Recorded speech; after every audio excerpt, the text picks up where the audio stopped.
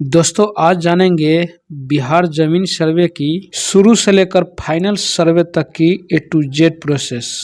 दोस्तों अभी राज्य में भूमि सर्वेक्षण का काम चल रहा है, जहां एक और रैयत काफी उत्साहित है जमीन सर्वे को लेकर और अपना स्वघोषणा भी कर दिए है। वहीं दूसरी ओर ग्रामीण में डर भी है और साथ ही कागज जुटाने को लेकर माथापच्ची का दौर भी जारी है।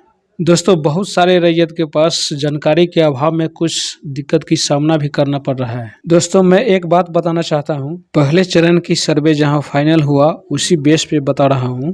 अगर आपके पास जो भी कागजात या दस्तावेज है उसके साथ आप आवेदन कर दे। छूटे हुए कागजात बाद में भी जमा कर सकते हैं।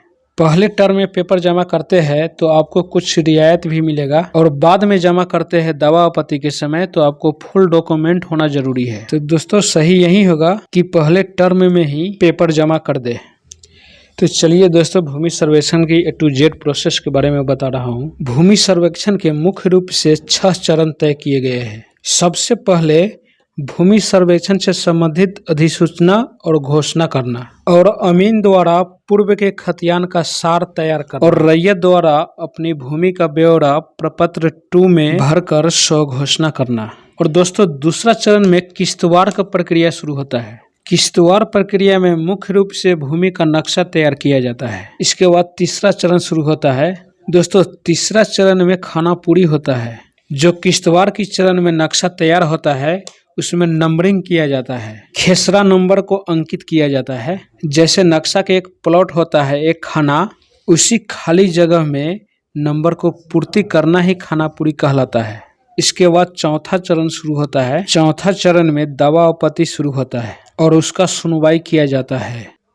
जैसे किश्तवार और खानापुरी के दौरान तैयार नक्शा और अधिकार अभिलेख में रैयत को लगे कि पहले खतियान और नक्शा के अपेक्षा अभी सही नहीं है तो दावा आपत्ति किया जाता है और उन दावा आपत्ति का सुनवाई और निष्पादन किया जाता है। और दोस्तों 5वें चरण में ड्राफ्ट पब्लिश होता है और ड्राफ्ट पब्लिश में रैयत को प्लॉट का मानचित्र और ड्राफ्ट अधिकार अभिलेख का प्रकाशन बांटा जाता है।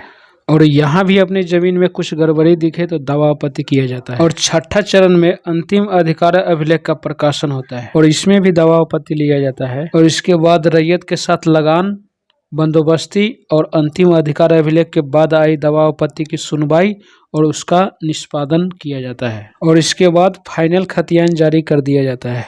तो दोस्तों जमीन सर्वे के दौरान रैयत को अपना पक्ष रखने के लिए 3 अवसर मिलते हैं। आप 3 बार दावा आपत्ति कर सकते हैं। तो दोस्तों वीडियो कैसा लगा? अगर वीडियो पसंद आया हो तो लाइक जरूर कीजिएगा और चाहते हैं इस प्रकार का अपडेट मिलता रहे तो चैनल को सब्सक्राइब जरूर कीजिएगा।